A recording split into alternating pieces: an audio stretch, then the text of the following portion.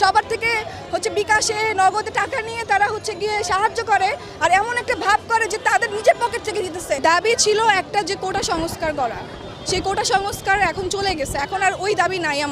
আমাদের কোটার কোনো দরকার নেই। আমাদের যে ভাই বোনদের মারা হয়েছে, যেই শিক্ষকদের এখন আটক করে রাখা হয়েছে এবং যেই ভাই বোনদের আটক করে রাখা হয়েছে তাদের সবাইকে ছেড়ে দিতে হবে। আর এই সব কিছু 9 দফা দাবির মধ্যে আছে। তবে আমি 9 দফা দাবি আমি যেটা বুঝতেছি যে 9 দফার দাবি কখনোই সরকার মানবে না, তার পক্ষে মানা সম্ভব না। তার চেয়ে ভালো সরকার পদত্যাগ করুক, তাহলেই সঠিক বিচার হবে। এটাই। আপনারা যে এসেছেন, আন্দোলনে সামিল হয়েছেন, ইতিপূর্বে অনেক ঘটনা ঘটে গিয়েছে, আপনারা কোনো ধরনের শঙ্কা কাজ করছে কিনা ভেতরে? না, কোনো কিছুই কাজ করতেছে না, কোনো ভয়ভীতি কাজ করতেছে না। যদি ভয় পেতাম তাহলে এখানে এসে দাঁড়াতাম না। ভয় এখন দূর হয়ে গেছে। আমরা এখনো পর্যন্ত স্বাধীনতা পাইনি, এখনো অনেকে ভয় পাচ্ছে, ঘরের মধ্যে বসে আছে। আমি চাই যে আজকে সবাই বের